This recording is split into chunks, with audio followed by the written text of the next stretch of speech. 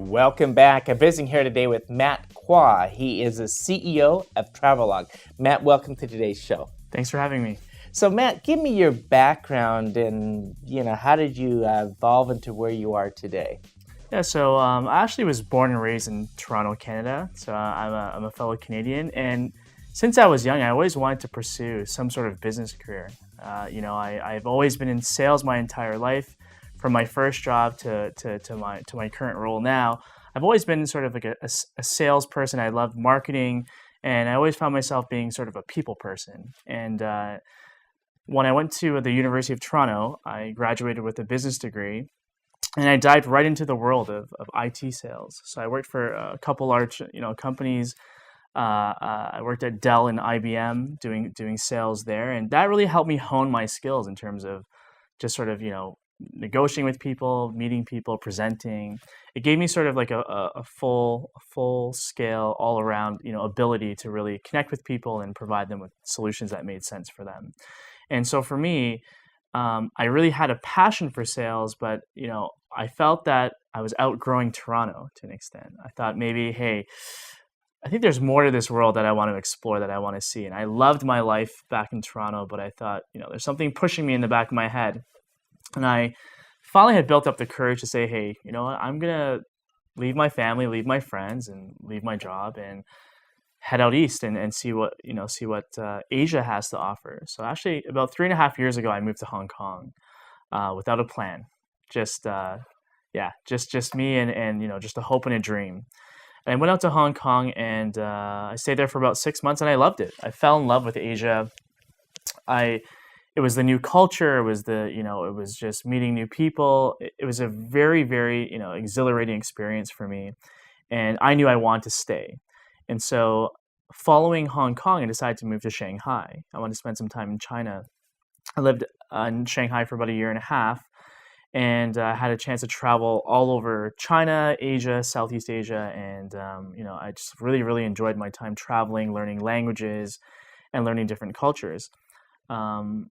At my time in Shanghai, I realized that there was a booming startup scene. There's a big group of young individuals who are creative minds putting themselves together and saying, hey, let's start building some cool things. And so I got really involved in that and started to meet different startups, and I started to attend different networking events, and I kind of got the bug. And I knew that kind of looking around Asia, where looking for different kinds of talent pools, I realized that Korea had a very, very high population of engineers. It's a very, very rich technology kind of backgrounded individuals that were coming out of Seoul. And I thought, I kind of want to see what the scene is going there, because it seems to be moving fairly quick and there's a lot of attention there. And so I decided to make the move out to Korea, which is my third country of living within 3 years. And living, coming across, so many different developers, I was really looking for a team that I could connect with. And I had a very strong business background, but I wanted, to tap into the engineering world.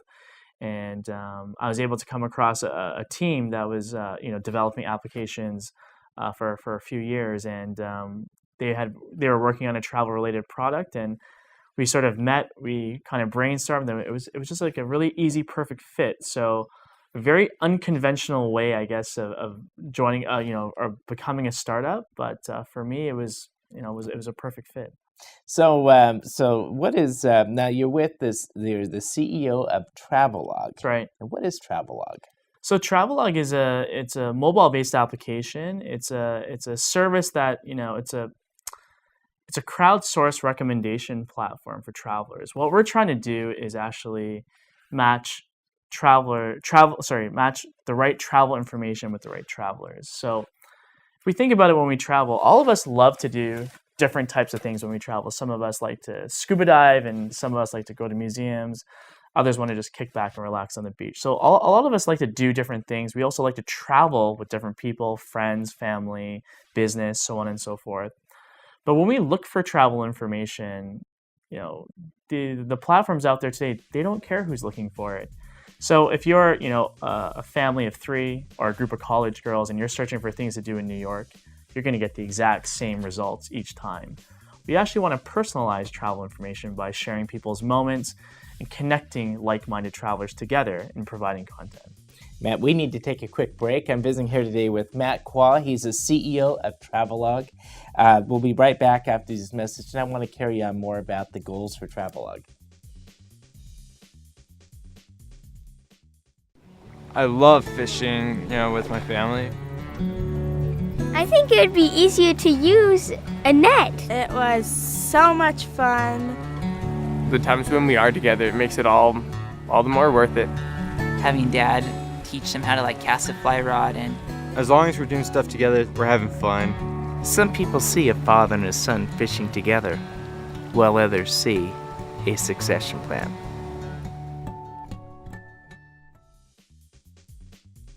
Welcome back. I'm visiting here today with Matt Kwa. He's the CEO of Travelog. It's a company that, before the break, we're talking about is focused on crowdsourcing and mobile applications. So, when you came together on this, you're in Seoul, Korea, and all of a sudden you're like, I think been to Hong Kong, been to Shanghai. I want to put roots down here in Seoul. How did you actually come up with the concept or with the vision of, you want to be in part of this company or part of this movement? So it took a little bit of time, right? I mean, I didn't really know anybody in Seoul, but I just knew that there's a big, like I said, startup scene, and I wanted to go out and meet people. So I just met a whole bunch of entrepreneurs. Okay. That was my biggest thing, meet as many people as I can. And for me, I think when I came across this team, I not only got along with them on a personal level where we could, communicate and get along well, but we had the same sort of vision. That's really important. Even though we were from different backgrounds and we grew up in very different educational systems and so on and so forth, we had a particular passion for travel. We felt the need that we wanted to build something that could help travelers all over the world. And we actually felt that by coming together, it would be a big advantage for us because we're coming from such an international background. Like we have different opinions and different tastes and preferences from all over the world, in our team, and that to us made that made the coming together of our team easier. And it was an easy decision, I think, but it took some time. I mean, I had originally met this team 3 months previously to when we actually got together and said, "Hey, let's partner." And through that 3 months, we just had we had regular meetings, and we did a little bit of due diligence on one another, just saying what can you offer? Can you show me how you built this out? And on my side, can you build a marketing plan and show us what you think you can do with the product? And we just got more and more excited, and that momentum brought us to the point where the partnership was pretty much inevitable, right? It was going to happen, and ever since then, we sort of just taken this ball and run. And I think for both of us, it was a very unlikely situation. A group or a startup of local Koreans without many connections to the North American world had somehow come across me, and me being a Canadian guy who had spent some time in Asia but didn't really know anyone in Korea. Mm-hmm. We just sort of both put ourselves out there, and we being a little bit open allowed us to actually come together and build this strong team. Are you part of an accelerator or an incubator? Yeah, actually we are. So we're here in the Valley as part of the Plug and Play International Accelerator Program. We're one of 10 Korean teams that got accepted into this program, and we got here in early October, and we're here until the end of the year. So now, how can you benefit by being part of this organization, the Plug and Play? Oh, it's Plug and Play has been phenomenal for us. I think a lot of times when startups are sort of heads down and they're working hard and they're trying to figure things out, at times you can sort of be in your own bubble. You don't really have a lot of outside perspective, or when you do get that perspective, it's not frequent enough. And here you have an opportunity to surround yourself with very, very mature startups, but as well with just very experienced and seasoned entrepreneurs from all different backgrounds, whether it be finance or accounting, sales, marketing. Plug and Play has been able to sort of introduce us to this network of individuals that we would have never had the opportunity to meet. And I think that alone is the single most, greatest point of being part of this accelerator. So so currently, how many people do you have on the ground in Silicon Valley? So actually, we're only a team of 4. 4. Okay. And there's 2 of us that are here. So we have 2 Okay. back. So, half the team is here and half the team is back in Seoul. Okay, and a true startup. Now, have you got your product out yet? Yeah, so we've released on the App Store. So you can find the Travelog app on the iOS App Store. And download it. It's ready. It's available. It's funny. We talk about numbers of people, but the reality is with mobile apps, you don't need people, right? Because with technology as it scales, you just need to get the program launched. And anyway, so now, why did you choose to come to the U.S. now? So I think we always had aspirations to come to the U.S. And when you talk about timing, this wasn't really planned. It was more of an opportunity that came across us. So earlier in the summer, I actually came to the Silicon Valley as part of a different program in Korea that allowed Korean teams to come here to the Valley and pitch at a conference. And so I came here to pitch at a conference, and I was here just for a week. And we had some people in the crowd that were sort of interested in some of the teams that had pitched there. And we got invited to apply for this program. Matt, we need to take a quick break. We're running up on time here. But I'd like to come back and like to continue on this and also work in your sales and marketing background as a CEO. Visiting here with Matt Kwa. He's the CEO of Travelog. We'll be right back after these messages. With current laws, we have left our children an enormous financial burden. Even though they may be too young to understand it. At GrowCo, we care about you and the ones you love, and the quality of your and their lives. Call us today to see how we can help. 877-CPA-2006. Helping you along the way. I'm visiting here today with Matt Kwa, and he's the CEO of Travelog. And we've been talking about Travelog as an accelerator. Recently opened up here in the U.S. as part of the Plug and Play Accelerator organization. And Matt, how does your background in sales and marketing help you as the CEO of the company? I think salespeople generally are pretty tenacious. They don't take no for an answer, and they fight for every deal they can make. And so I think being in sales, early in my career, I might have been a bit nervous and things like that. But now you just kind of have to go for it as a salesperson. And I feel like my sales and marketing background has kind of built that thick skin for me where, I can kind of roll with the punches. I don't get too high and I don't get too low. I stay grounded and I keep pushing, towards the next goal. So I think sales has really given me a great foundation to be a CEO. If you had a background in programming, do you think you'd approach life a little different here? Yeah, I've had a chance to surround myself with a lot of developers and people from, engineering backgrounds, and we definitely look at things differently. I think that, running a company, you have to have both sides, and you have to have the input from both the engineering side and the sales side.